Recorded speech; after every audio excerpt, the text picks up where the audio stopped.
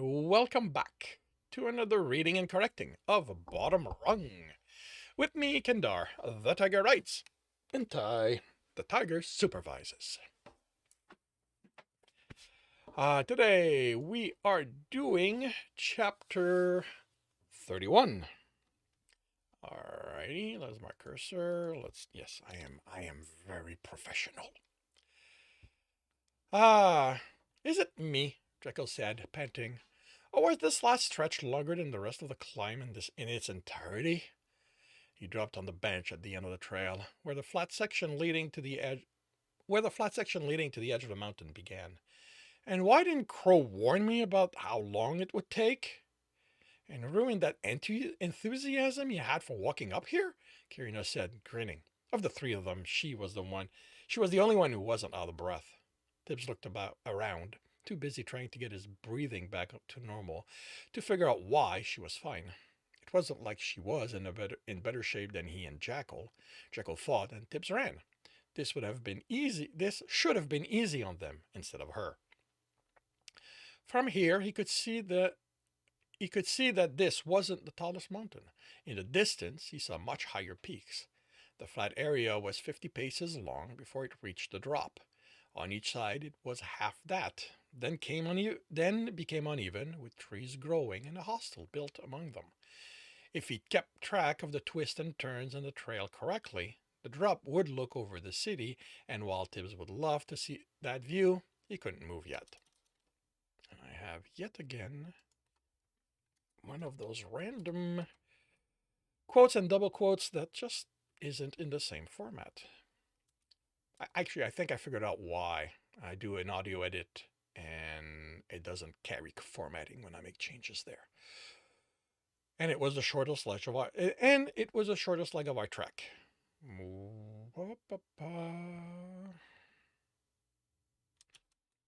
That's that's Karina again. Ah, oh, come on.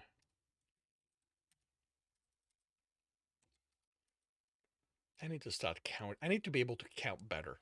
I keep miscounting my backspaces. Oh, that's impossible, Jekyll said. I'd have to walk all day to be this exhausted. Tibbs looked up. The sun wasn't even at zenith, and they'd gotten a late start. He agreed with the fighter, in spite of the evidence.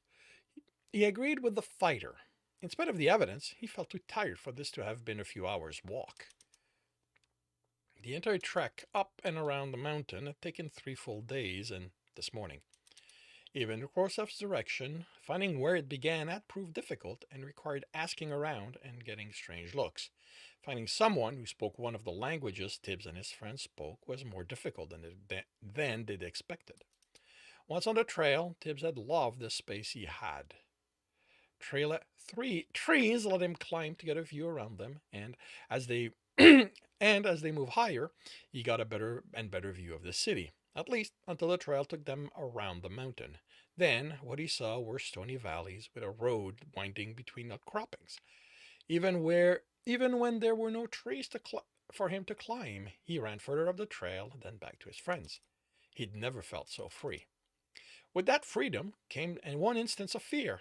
Something had darted out of a foliage, and Tibbs had screamed as he recognized a bunny running in his direction. He'd taken his knife out and stood frozen as the rabbit fled. He was still frozen, waiting for rats to come out of hiding and mob him when his friends ran up to help. Jackal laughed as Tibbs explained, and then vanished in the bushes. He returned a few minutes later, holding a furry creature that Tibbs recognized. Just a rabbit, the fighter said. The thing he held shook, and Tibbs realized it was terrified. A real one, not created by the dungeon. Tibbs looked around. So there aren't any rats? He carefully touched the rabbit's furry forehead, and it tried to wriggle out of Jackal's grip, its claws digging into the fighter's earth skin.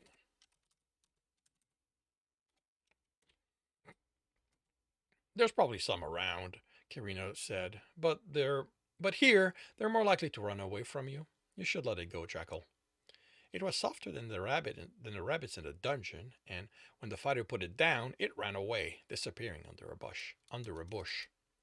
Tibbs had nonetheless remained closer to his friend after that. The first hostel had a store. Yeah, that's going to be a shop.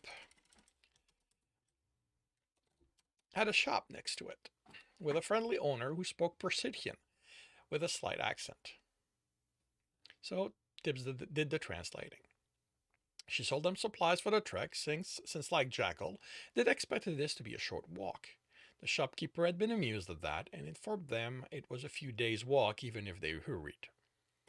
When she offered a selection of dried meat and vegetable, Jekyll said he could hunt what they'd need for food, but Carina had been horrified. She forbade the fighter from killing any of the animals they might encounter and bought rations for the three of them. Tibbs exchanged a look with Jackal, then shrugged. She wasn't straight, so she didn't know the length they'd had to go to eat or the quality of what they had eaten to survive. Tibbs had to break one of his rules, as the shop was the only one there. They needed their warmer clothing and food, and even Tibbs didn't feel like walking back down the mountain to get what they need. So they overpaid. A handful of silver got them 2 packs, along with their supplies, three oiled ponchos, 3 sets of heavier wool overclothes, and the dried food for the journey up and then down the mountain. Those went in the packs, and the water skins they each attached to their belt. Fortunately, the hostel was free to use, consisting of a large room with a fire pit and cots. The next day, the ponchos came in use, as it rained almost as soon as they set off after their midday meal of hard bread and dried meats, vegetables, and water. They'd stop at they'd stop in an area with tables made of rough wood under tall trees. Next to them was an outcropping of stone with water coming out of its side to land in a basin. He eyed it suspiciously as Jackal drank from it. Kirina explained water springs were normal in rocky areas and completely safe, as the water came from an underground river. Tibbs didn't entirely trust what she said. She was smarter than him, but the dungeon had taught him that not everything people knew was true. He placed his hand on the jet and ran his essence. To no, that's no, and sensed the essence.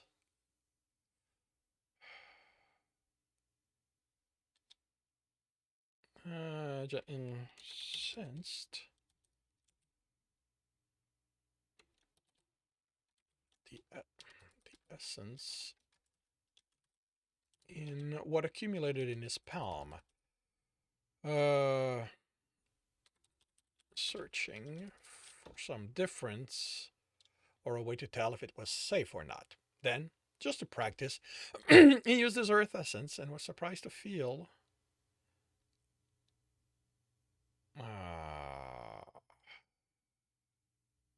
Okay.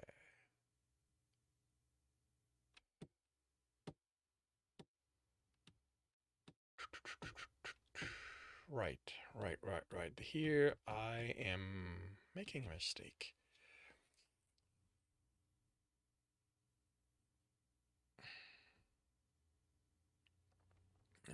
Okay. Safe or not. It's not.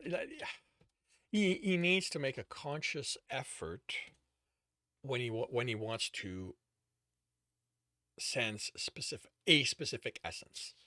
Um, he can open himself up to everything or lock it down to one or nothing.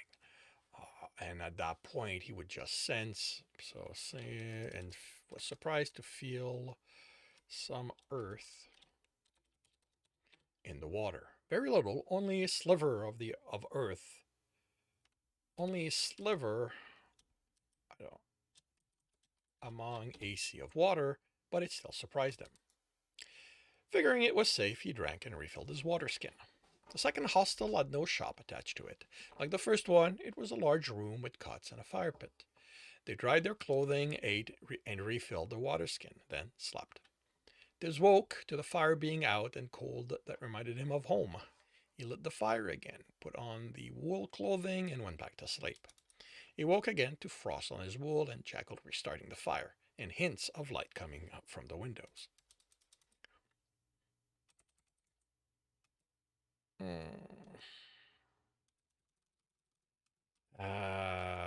This probably isn't the right term. Uh, in the walls. Even that, there's probably a proper term. There's almost certainly a proper term. I just don't know it. They ate and set off in weary silence. It had been a long time since Tibbs hadn't slept well, and it made him miss his town, his bed in their room. He had trouble resolving his emotions. He was streaked. He should be fine with nothing more than a box to keep the worst of the weather off of him. He'd survive colder nights with nothing more than rags piled on top of him. Could someone lose the street in them? Would he become like those nobles that looked down on him and those like him? He shuddered at the idea. Would he grow to consider slop to be too horrible to endure? Wasn't he there? Wasn't he already at that point? He asked himself. You know what? This. When was the last? Wasn't he already at that point? When was the last time he had it? That tent was gone now. All runners slept in the rooming houses, ate in the inns or taverns. The idea of eating slop, even if only to prove to himself he was still street, didn't sit well. Halfway through the day, even with the sun up and air dry, he was cold enough the wool overcloth felt barely enough. By the time they reached the hostel, Tibbs wasn't sure he wanted to keep going. Was trying to get an audience with air worth all this?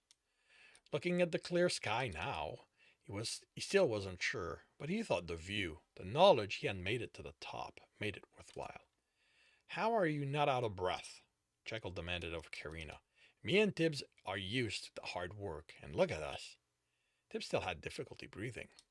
Are you saying that because I'm a sorcerer, I'm not used to hard work? She asked, arm crossed over her chest. I haven't seen you spend 3 hours every morning running around town with a pack of stone on your back. Jekyll looked at Tibbs. He looked from the fighter to Karina, considered them, then shook his head. You're on your own. I'm too tired to get into a fight, and she's a sorceress. See? Jekyll exclaimed. I keep telling you both that you are smarter than I am. Karina chuckled and relaxed. But you aren't wrong. You aren't wrong. My training doesn't lead to physical exhaustion, and right now, you two aren't tired because you worked hard, but because there's less air than at the bottom of the mountain. I can breathe fine, Jekyll replied, frowning. Tibbs took a few breaths. This doesn't feel like when I was in your whirlwind. There, it was like the air was pulled out of me. Like Jekyll said, I can breathe fine. There's still less of it. I can feel how thin it is. My guess is that it's enough for normal things, but it makes exerting yourself worse. And you? Jekyll asked. Air is my element. Maybe I don't need as much, she said. Maybe my essence is compensating. She shook her head. I don't know. I never read up on mountains and what happens at their top. But as I said, I can feel there's less air here. Like Khrushchev said when he suggested we come here, it's harder to breathe up here, and that's why. Tibbs looked around at the trees and located a tall one thick enough to hold his weight. So when I jump off that tree, your whirl, your whirlwind will be more effective. Well, so that's a yeah that no. Is this a question? Tibbs looked around at the tree and located a tall one. I want a tall one thick enough to hold his weight. So when I jump off that tree, your whirlwind will be more effective. Jekyll looked at it. Are you sure that's the right one? It doesn't look like it can hold up even your light weight. Tibbs shrugged. It's the tallest. I'm going to jump off of it. I'm going to jump off it if for Karina to catch me, so it doesn't matter if it's because I jump or it breaks. It matters if she has to also catch part of the tree, right? The fighter looked at the sorceress. She nodded. If the tree hits you when it falls, it's not going to help you get your audience. Tibbs stepped to the tree. Okay, I'll stop climbing once it bends too much. He hurried to climb, then slowed, then stopped. He was barely a quarter of the way up. You okay? Karina asked. Out of breath, he replied. He pulled himself onto the closest branch. I'm going to have to rest. It took him 3 more rests before he reached a point where the tree bent and creaked under his weight. He was 3 quarters of the way to the top, he thought. Well, well above 5 story in height. I think it's going to be from here, he called to them. Can you clear the branches? Jekyll yelled back. Tibs had trouble making him out as he walked around, looking up. If you hit them on the way down, it's going to hurt. I can jump clear of them, he replied. They are less th- they are less than the width of the they are less than the width of the widest alley between buildings back home. Back in town. Yeah. Are you sure you don't already have air? Karina asked. I don't think making those kind of leaps is normal. I've practiced a lot. Are you ready? Karina moved until they saw each other. As ready as I can be. Tibbs let out a slow breath and pushed himself away from the tree as hard as he could. He cleared the branches before he began falling. He noticed he didn't feel the initial fear as his feet lost touch with anything solid anymore. Karina would catch him. What did worry him were the branches. If he miscalculated and hit one, like Jekyll said, it would hurt. The wind struck him, buffeted him, pushed him off course, and he grazed branches. Breathing was hard, almost impossible. Then he struck the ground on his back. Hard. Ouch, he groaned. Are you okay? Karina was at his side, panting. I'm so sorry. I don't know what happened. Before I knew it, my reserve was empty. She looked around. I think it's because the air is thin here. I needed more of my essence to get enough to form the whirlwind. Does that mean this isn't going to work? Jekyll asked, pulling Tibbs to his feet. Karina was thoughtful. No, it surprised me, that's all. That's why I dropped you those last few feet. I know what to expect now, and I'll be able to manage my reserve better. But I'm going to have to recharge first. She sat on the bench and closed her eyes. How long does it take for you to recharge fully? Jekyll asked. 10 minutes, give or take. It might take longer here, if it's the same. Is it the same with you? Jekyll didn't reply immediately. What I do doesn't seem to drain it, or very little. I'm not sure why it's different. Um, apologize, just lost track of where I am. There we are. Why it's different for me?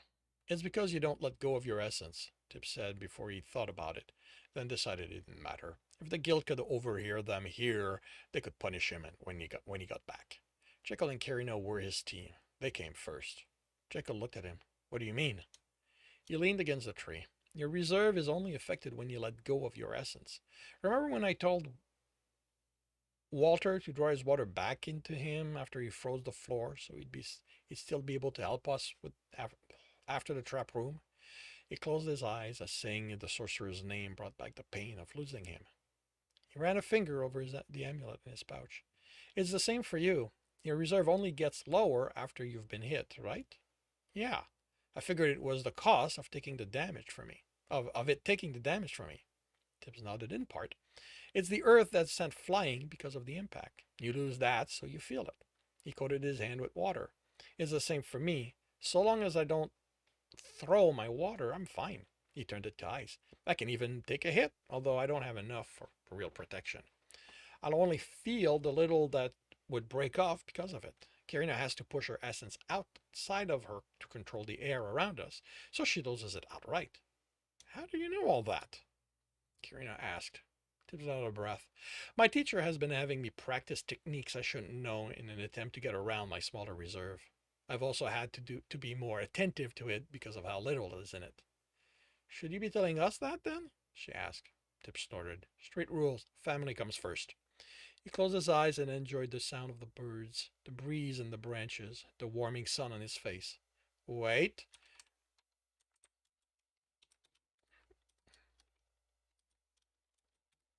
Jekyll said, what about when I moved the ground to bury you? Isn't that like what Kirino's doing here? Tibbs thought about it. He crouched and placed a hand on the ground and pushed some of his earth essence into it. He used it to form a small mound, having his essence drawing the earth to it. When it was the size of his fist, he stopped and pulled his essence back in. I'm not sure. I didn't lose contact with my essence while doing this. Didn't you say? Wow.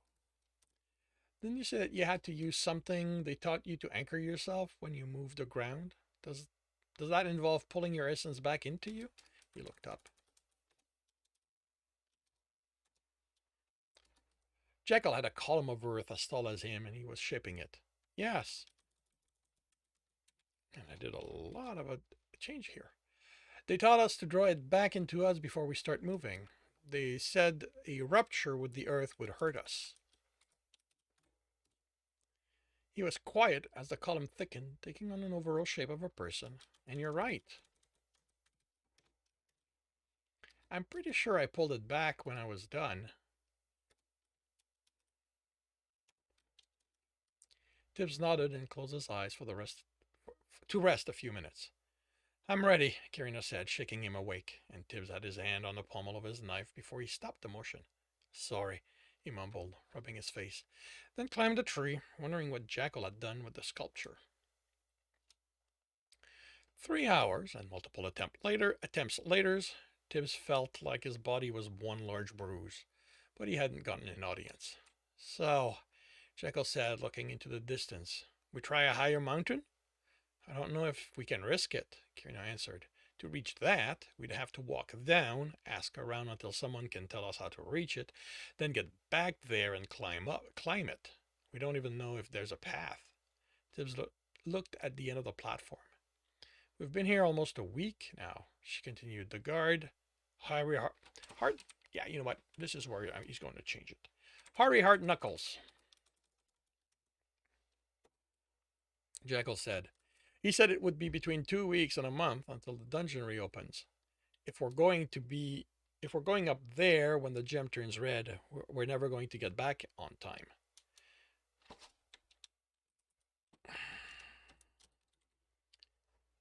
Tibbs walked to it, looking up. Even if his breath still fogged in the cold air, the sun was warming him enough. It was comfortable. At the end, he looked down, expecting to peer through clouds to see the city, but the air was clear. Ledges peppered the cliff face, the closest at least to. Oh, yeah. The two issues here. The number 200 and the use of feet. The closest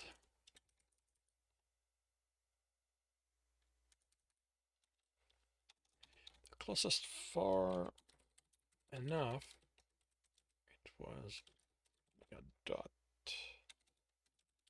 on the side of the rock.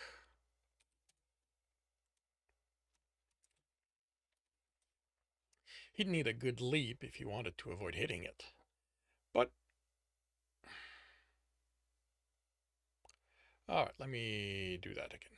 Ledges peppered the cliff face. The closest was far enough that it was only a dot on the side of the rock. He'd still need a good leap if he'd want to avoid it, but he looked over it and the sight disappointed him. Instead of a city, what he saw was a small blob with darker lines and brighter spots through it. Roads and buildings, he figured, not being able to make them out. He hadn't expected to be so high as to not make out the buildings. On the left and right of the blob, the mountain rose, sheer cliffs until they fell back enough to be normal mountainsides, like he'd seen coming up. Away from Tibbs, on the other side of the blob, a never-ending field of gray-blue-green shimmered in the sunlight. He was disappointed he hadn't gotten the audience, but this majestic sight made up for it.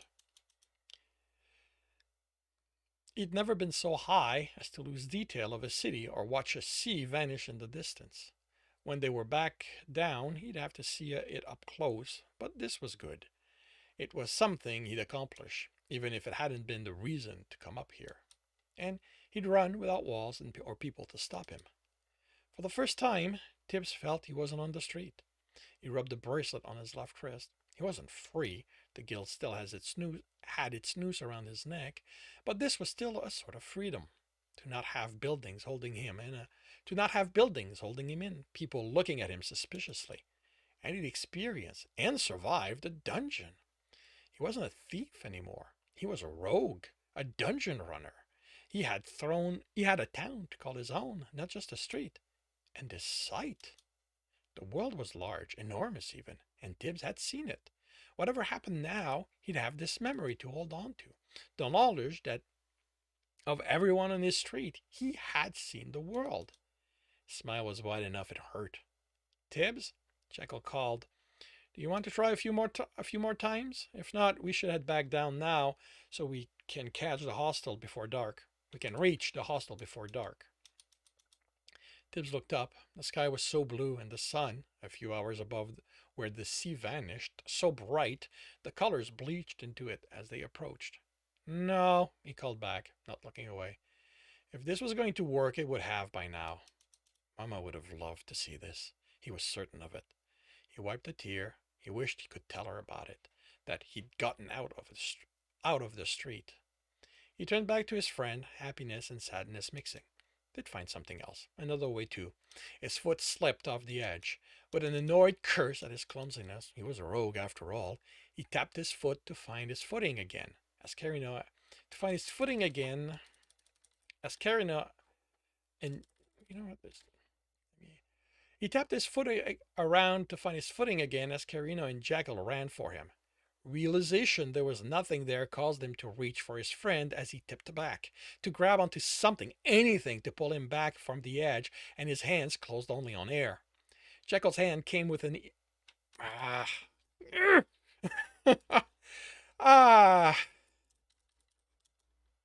came within a fingers with of grabbing Tibs. Carino slid partially over the edge as he reached for his foot and missed grabbing it. He was falling, he realized, wind wrapping around him. He'd get down the mountain a lot faster than his friends. How long would going down how long would going down along the side take? Above him, Carino screamed, hand extended in his direction, and the wind shifted, rolling him over, and instead of moving away from the mountain, he was getting closer to the cliff. But he was still falling.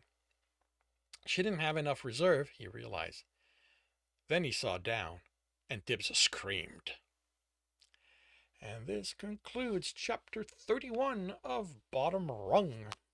If you are enjoying this, please subscribe and hit the bell. Share. Tell your friends.